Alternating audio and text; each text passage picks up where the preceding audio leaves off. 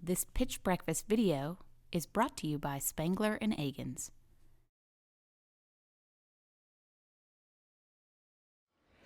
Thanks to pop culture and technology, we live in an era when we are physically, emotionally, and culturally affected by food. In the next decade alone, millennials will spend $65 billion on consumer packaged goods, bridging the gap between personal and business core values, and in turn demanding transparency, sustainability, quality from the brands that they deem viable. In addition, roughly 1/3 of Americans would like to decrease their gluten intake alone. When my fiance and I started our gluten-free, vegan, and soy-free snack bars, we had no intention of turning them into a business. We simply wanted allergy-friendly snacks that tasted great that Sean could take to grad school. It sounds really simple, but after 10 years of unintentional market research, we knew there was nothing like them on the market.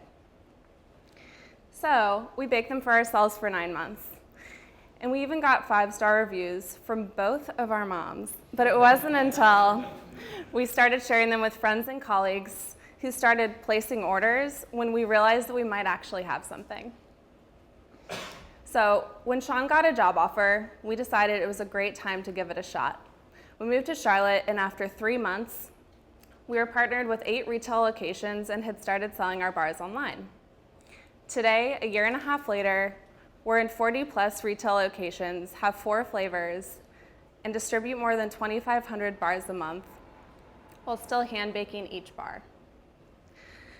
Our bars are free from 6 of 8 major allergens, and our target audience is full of people who have food allergies or adhere from a diet that is free from these allergies. Our secondary audience is people who are part of the real food movement. These people they care about what they're putting in their bodies, and more importantly, where it comes from. We have a great understanding of this target audience because we are those people. Now, initially, we thought that maybe our business had chosen us rather than us choosing it, but we realized that we have the perfect background for scaling this business. For the last decade, Sean had spent 10 years of doing unintentional market research, starting when he discovered his own food intolerances in 2004. He now has a master's in exercise science and works as a sports performance coach for UNC Charlotte, where he does strength training, nutrition, and for 3 varsity teams. My personal hobbies have always revolved around fitness and food, but in my former life, I was in marketing. I worked on the North American marketing team for international consulting firm Booz & Company.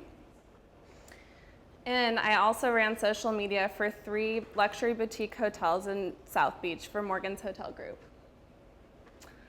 But we know that although we are a dynamic team that have great backgrounds for building this business, we believe in making our own luck, which starts with surrounding ourselves with people who may have a bit more experience than we do. We know that there are dozens of products, if not hundreds, on the market, like our snack bars, which is why our 3 key differentiators are critical to our success. Number 1 being taste and quality. Number 2 being the ingredients we put in our bars. And number 3, the fact that they're allergy conscious. We know that Charlotte has been a big part of our rapid growth and has become a large part of why we can say that we've grown so quickly. It's a community that we love and we call our own. But building a strong business today is about much more than having a great product, a beautiful package, or even a story that compels. It's about building strategic partnerships, local events, and partnering with prominent retailers. It also includes engaging our audience and finding our people. We've begun finding our people through all of these avenues. To date, we've shipped and sold bars to 26 states in the US and as far as Afghanistan, But more importantly, we continue to grow both wholesale and retail. Last year we sold 25,000 bars, and this year we expect to sell 40,000 and increase our revenue by 75% year over year. In the first third of the year, we sold 48% of what we did in all of 2014 online. We know that we have what it takes to scale this business. We just need the tools to do so a little bit more quickly. We have the product, passion, and the people to do this. Now we're asking for some investment infusion to help us scale our brand, use it for working capital, the tools that we need. And don't forget, healthy can and should taste good. Don't believe us? Try one. We dare you.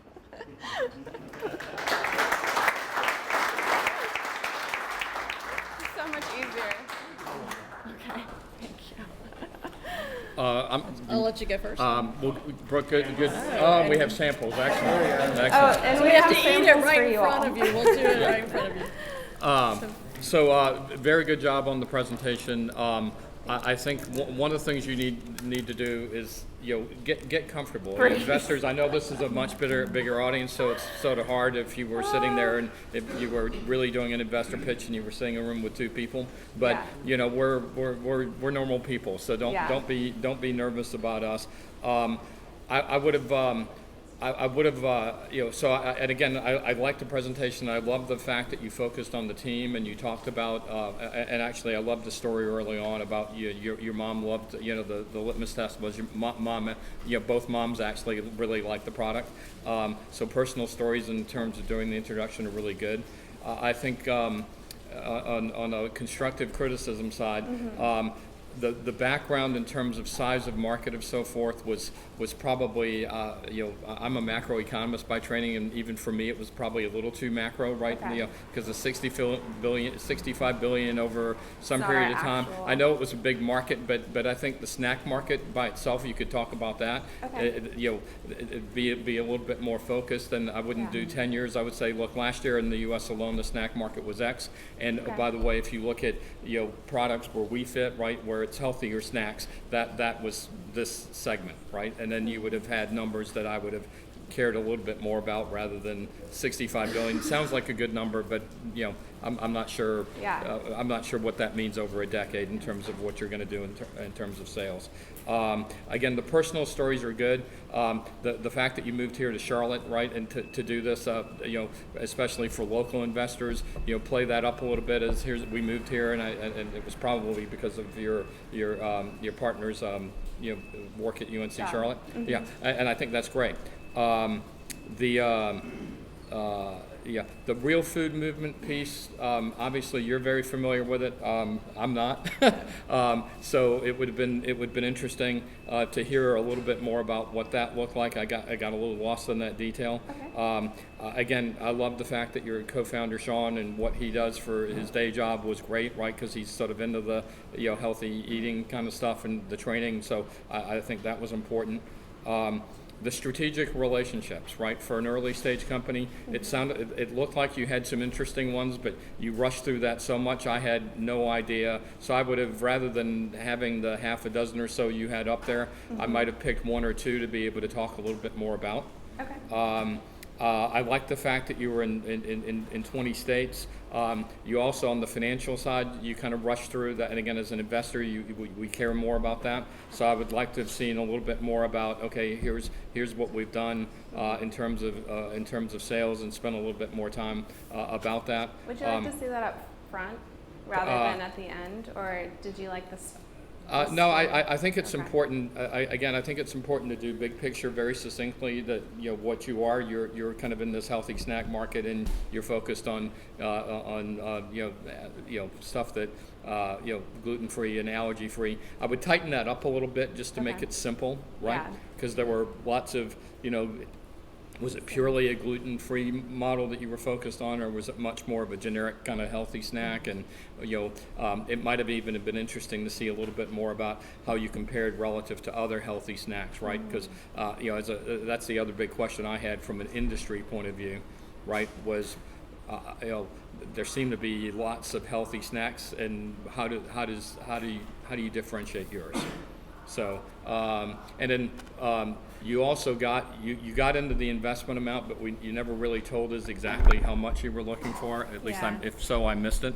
And then you kind of rush through here's what we're going to use it for. Okay. But again, that uses, how much I'm asking for, and don't be shy about making the ask, right? Look, and because I'll be honest, early stage companies, typically when they're coming to investors, are not asking for enough money.